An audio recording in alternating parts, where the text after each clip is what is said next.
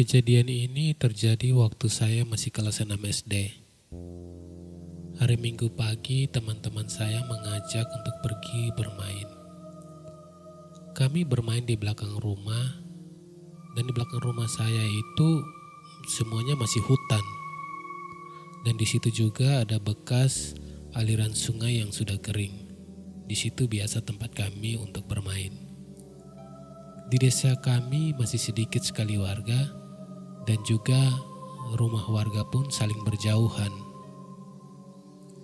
Kami bermain sampai siang, dan teman-teman saya harus pulang karena mereka dipanggil orang tua mereka. Jadi saat itu hanya saya sendiri yang bermain di situ. Tidak lama kemudian ada beberapa anak kecil seusia saya. Mereka berlari dari arah hutan dan menuju ke tempat kami biasa bermain.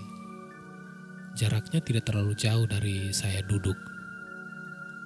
Terus saya langsung menghampiri dan mengajak mereka untuk bermain.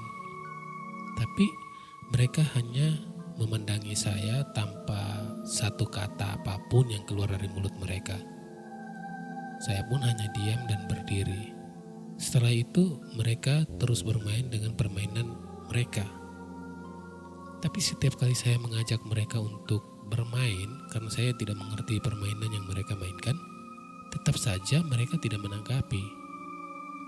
Jadi saat itu saya hanya duduk dan melihat mereka bermain permainan mereka. Karena saya masih kecil, jadi saya tidak terlalu berpikir ini anak-anak dari desa mana, karena muka mereka baru di desa kami. Saya hanya melihat permainan mereka saja. Tapi semakin lama mereka bermain, permainan mereka itu semakin kasar. Saya tidak mengerti permainan mereka, tapi apabila salah satu dari mereka membuat kesalahan, maka mereka semua yang bermain itu akan memukul dan menyeret. Dan juga ada yang menginjak-injak anak yang membuat kesalahan itu. Tapi anehnya tidak ada teriakan sama sekali atau rasa sakit dari anak yang diseret itu. Saya terus duduk dan melihat mereka bermain. Tiba-tiba mereka semua berlari masuk kembali ke dalam hutan. Nah, saat saya mau mengikuti mereka, saya mendengar bapak saya memanggil. Jadi saya berhenti dan saya pun kembali untuk pulang. Malamnya waktu mau tidur, saya mendengar suara dari samping kamar. Karena waktu itu rumah kami masih menggunakan dinding, jadi bisa dengan jelas melihat ke luar dan juga mendengar orang yang berjalan di luar rumah. Dan saat itu saya mendengar seperti ada orang yang berlari-lari di luar rumah saya. Saya balik untuk melihat dari celah dinding. Ternyata anak-anak yang tadi bermain itu, mereka yang berdiri di luar. Karena dulu belum ada listrik, jadi setiap sudut rumah biasa bapak menyalakan obor kalau malam. Dan juga saat itu pas bulan purnama, jadi saya bisa melihat dengan jelas keluar ke arah luar rumah saya. Waktu saya melihat mereka, tangan mereka itu melambai-lambai seperti memanggil saya untuk keluar. Jadi saya pun langsung mau keluar. Waktu saya mau keluar, saya melihat bapak saya berdiri di depan pintu kamar saya. Terus dia bilang, "Kamu lihat apa?" Saya bilang kalau anak-anak di luar ada ajak untuk pergi bermain. Mungkin karena orang tua saya sudah tahu mereka itu dari alam lain, makanya bapak menyuruh saya untuk tidak keluar dan menyuruh saya untuk tidur saja. Mendengar perkataan bapak, saya pun langsung tidur. Dan waktu saya balik untuk melihat mereka lagi, anak-anak itu sudah tidak ada lagi di situ. Keesokan harinya saya bangun dan pergi ke sekolah seperti biasanya. Setelah pulang, saya mengajak teman-teman untuk bermain lagi. Kami bermain di belakang rumah seperti biasa. Kami bermain sampai sore karena waktu itu ada orang di desa sebelah yang meninggal karena terjatuh dari pohon. Jadi semua orang dalam kampung kami itu yang tua, mereka semua pergi ke desa sebelah, ke tempat duka itu. Kami terus bermain sampai tiba-tiba anak-anak yang kemarin itu datang lagi dan bermain di situ. Tapi mereka berada agak jauh dari kami dan mereka pun bermain. Tapi permainan mereka ini lebih sadis dari kemarin karena saat ini mereka saling memukul menggunakan kayu.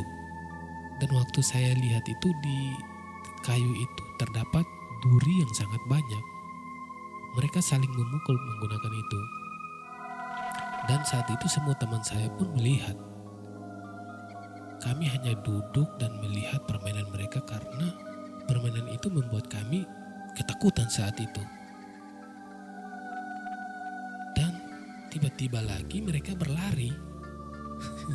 Mereka berlari seperti kemarin, masuk lagi ke dalam hutan. Ternyata orang tua dari salah satu teman saya datang untuk mencari kami dan menyuruh kami untuk pulang karena sudah gelap. Kami semua bubar dan pulang ke rumah kami masing-masing. Saat itu saya sangat penasaran sekali dengan anak-anak ini. Jadi waktu habis mandi dan makan, saya langsung masuk ke kamar dan melihat dari celah dinding. Tapi mereka tidak ada. Setelah itu bapak saya datang dan bilang kalau mereka mau ke tempat duka di desa sebelah. Tempatnya memang tidak terlalu jauh dari desa kami, hanya sekitar 30 menit lah. Karena harus berjalan kaki, karena di desa kami masih hutan, jadi kelihatan jauh karena masih tertutup banyak pohon. Dan juga akses jalan ke desa sebelah itu harus mengikuti perbukitan, jadi harus mendaki. Itu yang membuat lama. Jadi mereka menyuruh saya untuk tidur dan jangan pergi keluar rumah. Pokoknya saya harus tidur. Walaupun ada yang memanggil atau mengajak saya, jangan keluar dari rumah, tetap dalam rumah dan tidur saja. Tunggu, kalau masih terbangun tunggu mereka tunggu orang tua kami dari dalam rumah saja, jangan keluar. Setelah mereka pergi, saya pun langsung tidur. Sekitar jam 9 atau jam 10 malam saya kaget bangun karena perut saya sakit sekali dan saya harus ke kamar kecil. Tapi letaknya itu agak jauh dari rumah saya. Dia sekitar 10-15 langkah dari belakang rumah saya itu. Saya pun langsung membakar pelita dan berjalan pergi. Setelah saya masuk,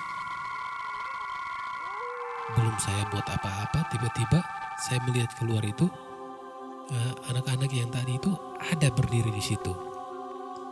Dan mereka mengajak, saat itu mereka mengajak saya untuk keluar untuk bermain.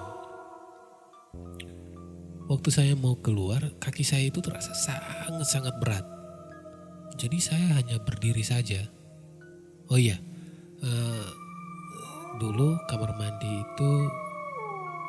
sama WC itu hanya menggunakan kain saja. Jadi malam itu saya tidak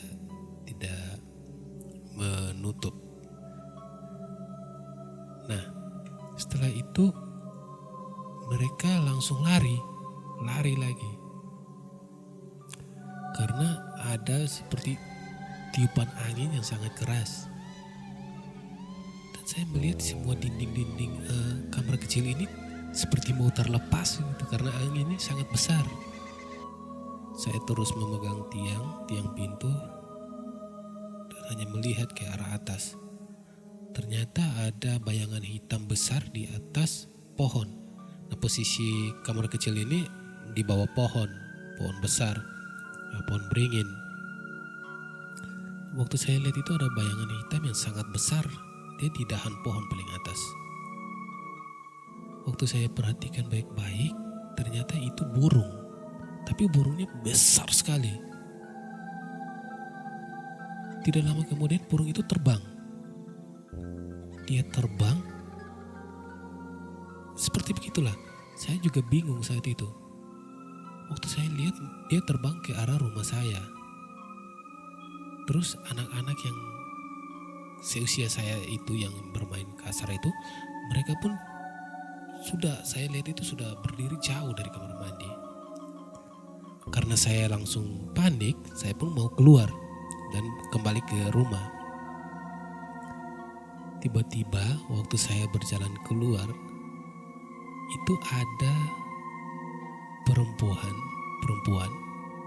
itu sedang berdiri pas di samping kamar mandi.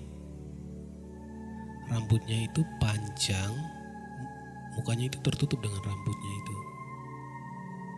Terus dia menggunakan pakaian putih semua. Dan tiba-tiba dia seperti memegang tangan saya, tapi waktu saya lihat dia tidak memegang. Tapi saya rasa seperti dia memegang dan saat itu sangat-sangat sakit. Dia seperti menarik saya. Jadi saya pun ikut, tapi pegangan tangannya itu dingin dan sangat-sangat kuat sekali. Jadi saya rasa sangat sakit saat itu. Tiba-tiba dia naikkan saya seperti dilempar saja di atas batu. Posisinya agak jauh dari sungai itu yang tempat kami bermain. Itu masuk lagi ke dalam hutan. Itu ada sebuah batu besar dan dia seperti melempar saya ke atas batu itu. Karena saya rasa terlalu sakit, tiba-tiba saya sudah tidak sadarkan diri lagi. Dan waktu saya bangun, ternyata saya sudah ada di rumah. Di situ ada bapak saya, mama, terus adik-adik saya, dan juga ada ibu pendeta saat itu. Dan waktu saya lihat ke luar ke ruang tamu, itu semua warga itu ada di situ. Saya bingung, ini kenapa? Jadi saya bangun duduk. Setelah saya bangun duduk, ibu pendeta ini tanya, "Kamu dari mana?" Pas saya mau jawab, itu tiba-tiba bagian perut bagian kanan saya di samping bagian kanan itu sampai direbis, itu sakit seperti terbakar, sakit sekali. Jadi saya cuma memegang perut dan rintih kesakitan saat itu. Pokoknya saya cuma berteriak. Tapi waktu saya berteriak itu tidak ada sama sekali suara yang keluar dari mulut saya. Mulut saya terbuka besar tapi tidak ada suara sedikit pun yang keluar. Setelah itu bapak saya langsung membuka baju saya. Ternyata ada garisan besar dari samping perut kanan saya itu sampai ke atas. Tarikan panjang sekali, itu seperti dicakar. Warnanya biru, tidak luka, hanya seperti biru begitu. Biru.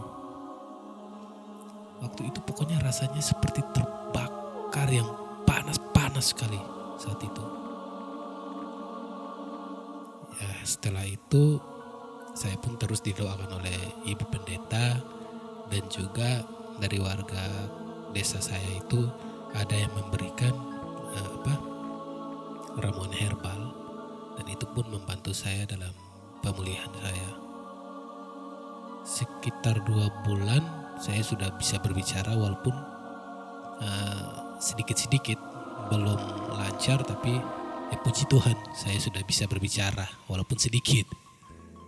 Setelah itu baru saya berbicara dengan ibu pendeta dan juga kedua orang tua saya tentang apa yang saya alami saat itu. Setelah itu baru saya juga tahu, setelah besar baru saya tahu cerita sebenarnya. Ceritanya waktu orang tua saya ke tempat duka, saat itu perasaan mereka sudah tidak enak. Mereka harus pulang. Pokoknya ayah saya dan ibu saya itu perasaan mereka tidak enak sekali di sana. Nah, setelah mereka pulang, mereka langsung mencari saya. Ternyata saya tidak ada dalam kamar. Mereka pun pergi ke rumah tetangga untuk mencari saya. Mereka berpikir karena saya sendiri, jadi saya pergi ke rumah tetangga saya. Setelah mereka mencari di seluruh desa, ternyata saya tidak ada. Saat itu mereka panik dan langsung memanggil semua warga dan pergi mencari saya ke dalam hutan. Setelah sekitar 4 jam mereka mencari saya, terakhir mereka menemukan saya di atas batu itu. Tapi posisinya kepala saya di bawah dan kaki saya di atas, seperti digantung terbalik. Dan waktu mereka menemukan saya itu, katanya muka saya itu sudah membengkak besar karena kepala saya di bawah, kaki di atas. Jadi katanya aliran darah itu semuanya sudah turun ke daerah kepala.